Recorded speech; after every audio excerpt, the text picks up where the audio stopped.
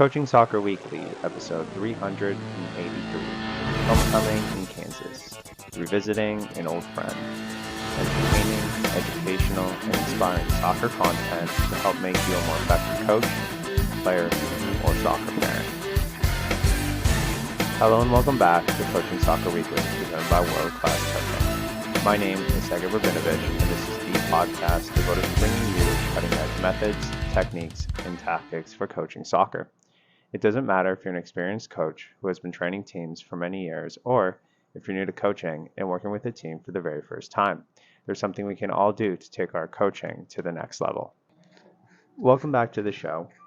I have a lot to talk about this week.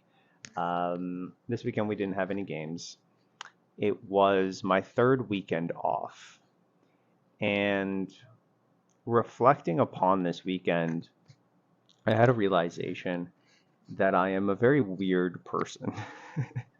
And I'm sure you already knew that. But instead of taking my third week off, because now we've got games until the foreseeable future, I decided to fly to a different country to watch more games and be more immersed in more soccer. So I don't know if that's how most people would spend their weekend off, but yeah, I decided to do that. For those that follow me on my Instagram account, I'm sure you are very excited for this show because I just probably spammed Instagram at this point. And I just recorded the whole weekend, and it was absolutely a blast. So let's talk about what happened this weekend. I got an email, must have been like 3-4 weeks ago, maybe sooner even, from a listener. And I've spoken about Andy's podcast a lot, which is Coaching Inside the Box. And viewer, mentioned that they were going to go visit Andy and the Kansas City Legends. And in my head, I thought, that's a great idea.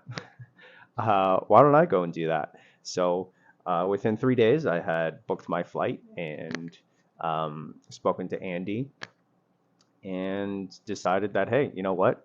Let's go to Kansas and see my old coach, see my old team, see their new facility, try and get immersed in that environment. And I also decided to email Tom and see, if he can meet up as well. And the result of that was a weekend of just so much fun that I'm excited to talk about. So let's get into it. My weekend in Kansas. So we'll go day by day, and we'll start with Thursday, which was the day that I left.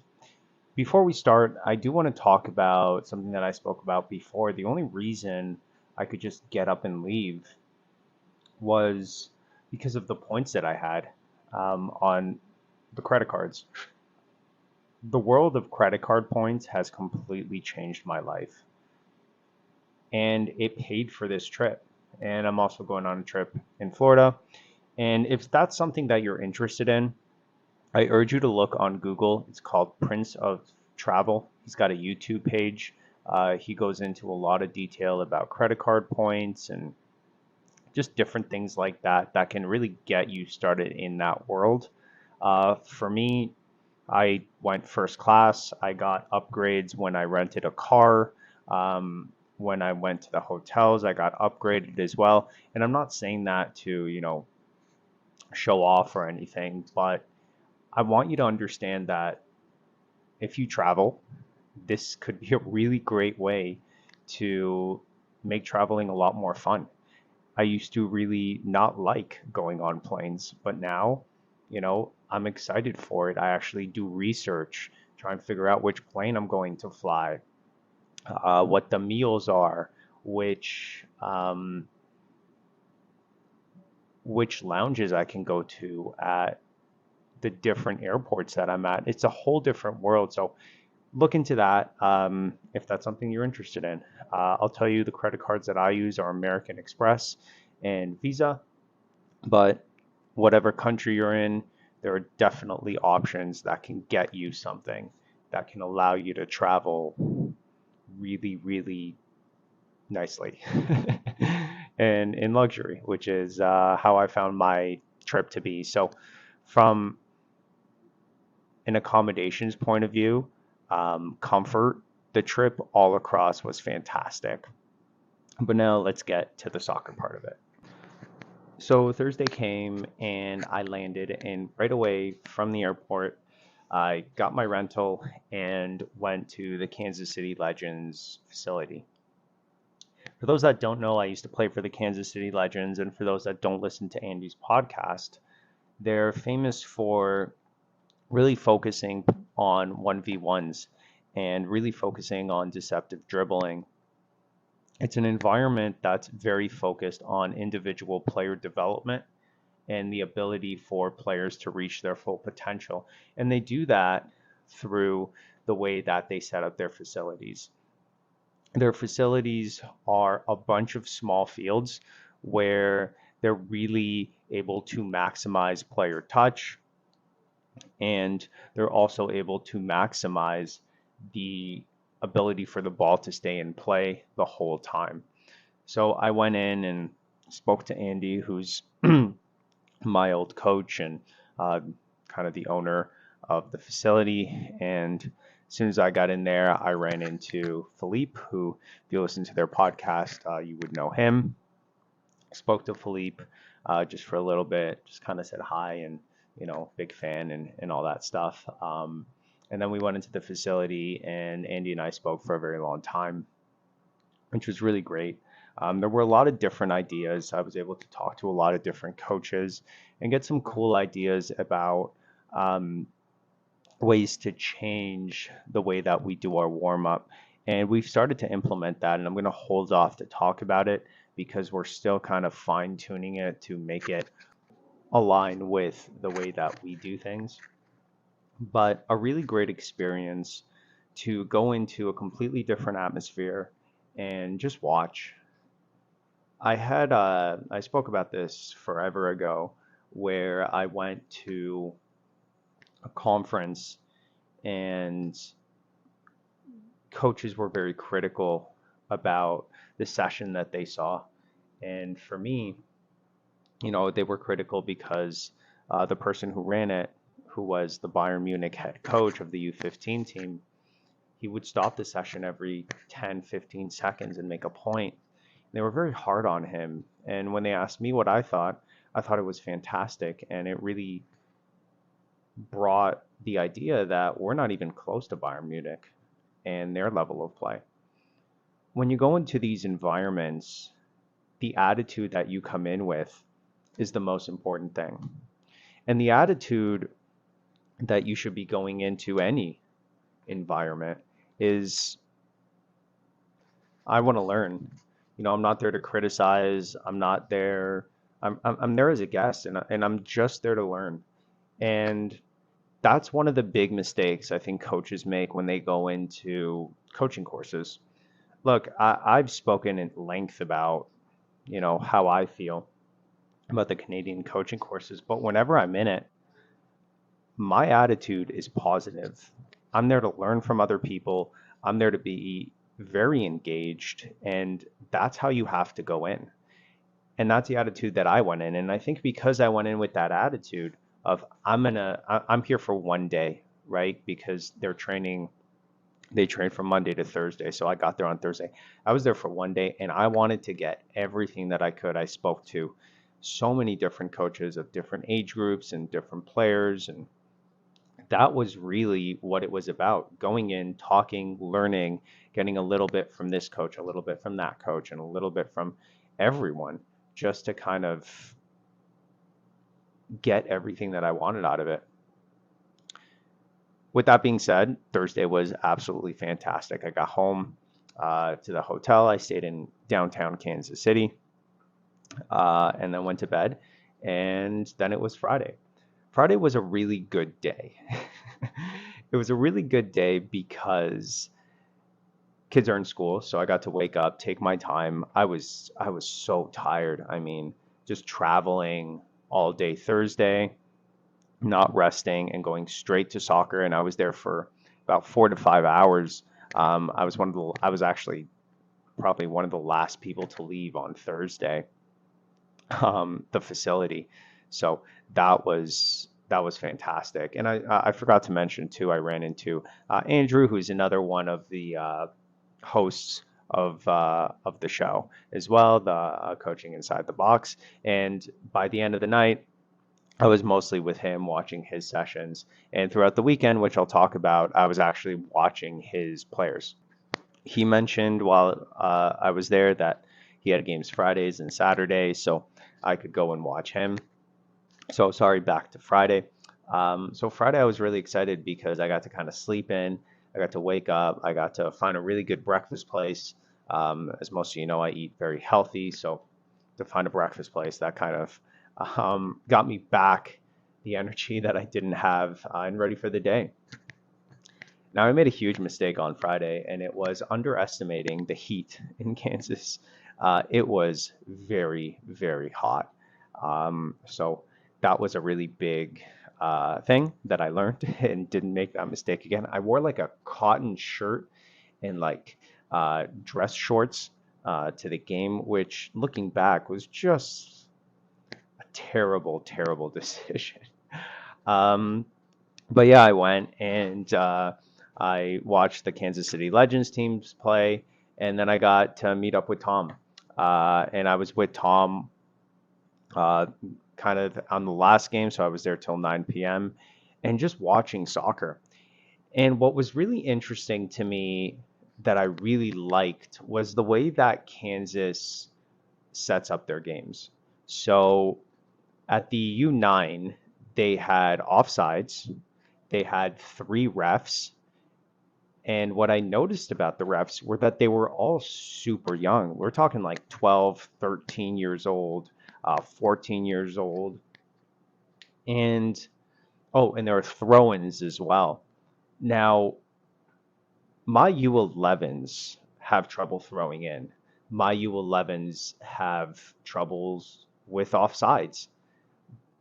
But because it is so ingrained in the Kansas City League that throw-ins, um, offsides, that by the time they get to U13, they don't even have to think about it. Now, I got to be honest, when I watched the kids throw the ball in, there were, every throw, most throws were fall throws, but that's okay, right? Like if you're starting that at U9, that's not a bad thing at all.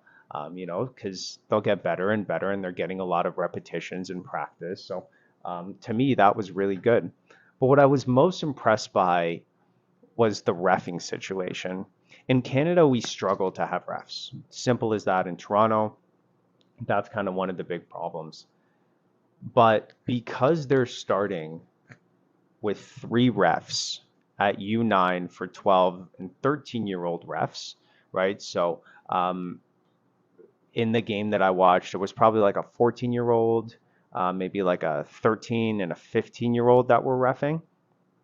And what that does is, first of all, in Canada, because we have one ref, there's no support system for the refs. So it's not like if a ref is getting yelled at by a coach, they have, someone on their team. That's not how that works.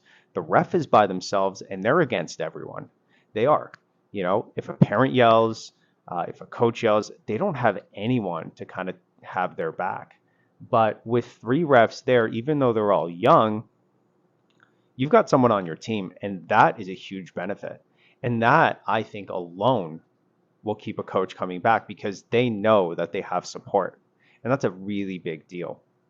So for me, having three refs there, that was something that I absolutely loved. And watching these kids at 12, 13, 14 years old really have the confidence in games to be assertive. And that's something that you don't see a lot of. So I was very, very impressed with the reffing situation, with the way that everything was conducted, the offsides, the throw-ins, all that, letting them play. Like it was a really good environment for development, and not just player development, but not just coaching development, but also reffing. So for everyone, it was a really good just environment in general. Now, the other cool thing about Friday was that I got to meet Tom, and I've wanted to meet Tom for a very long time. So to watch him coach, to listen to the terminology that he uses, that was really great. And I think within the first like 5 minutes, I ended up taking like a full page of notes. It was just it was really nice to see someone who who helped you along the way, which he did for me, and just be kind of around that. Yeah, and it was really cool. Saturday came around, and on Saturday, I watched probably what was my favorite game of the weekend, and it was a U15, sorry, a 2015 team, and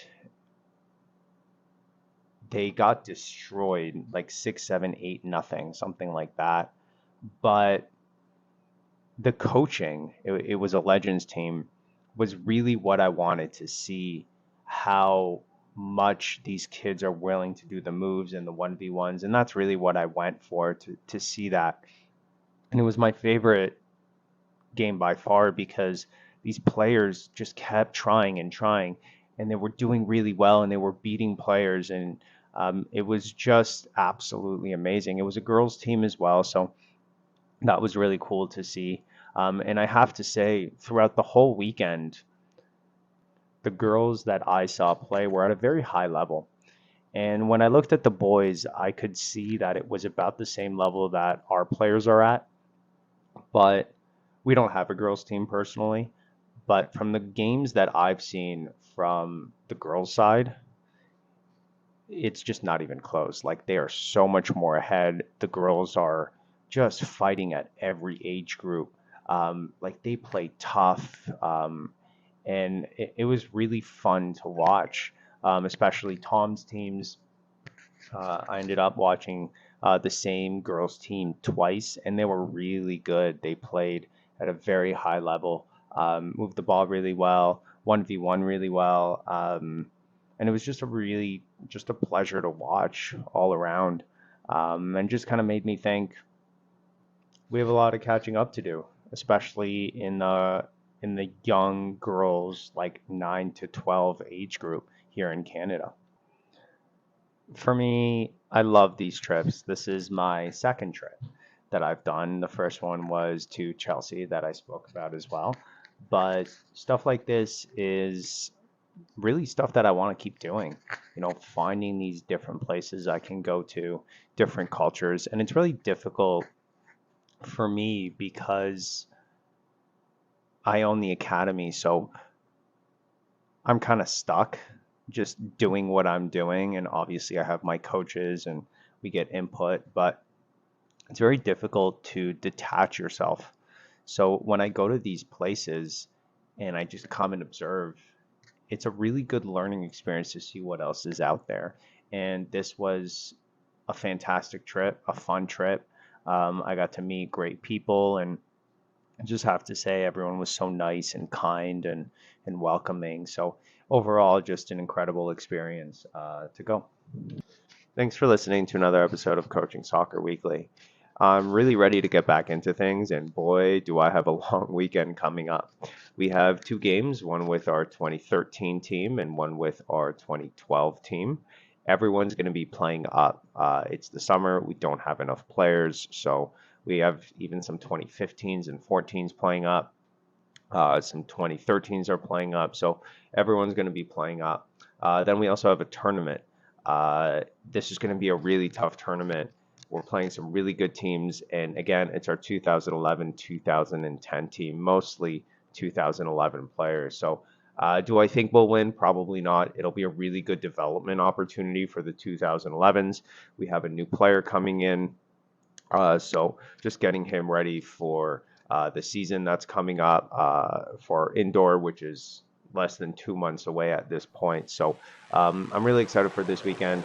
Our last game is going to be very difficult on Sunday, so we'll see how that goes. And I'll be back, but this weekend, just from my trip, it's development. That's what I'm worried about. That's what I'm focused on. Can we play the right way? Can we play the gladiator way? Can we just play at a very high level and play the game beautifully? I think after this weekend, this week of just being in Kansas, I have decided that it's even more important to just play good quality soccer. And for me, that's soccer that's entertaining for the parents, for the parents of the other team, for our players, and just making sure we're keeping the ball, doing something special with it, and then our players are standing out. That to me is playing the right way. So excited to share that with you next week. And yeah, until then, enjoy the journey, enjoy the moments, but most importantly, enjoy the game. Coaching Soccer Week is a production of World Class Coaching. Hey, thanks for watching all the way to the end, and you can check out more of our videos right here. And if you haven't done so already, I would really appreciate it if you'd hit the like button and the subscribe button.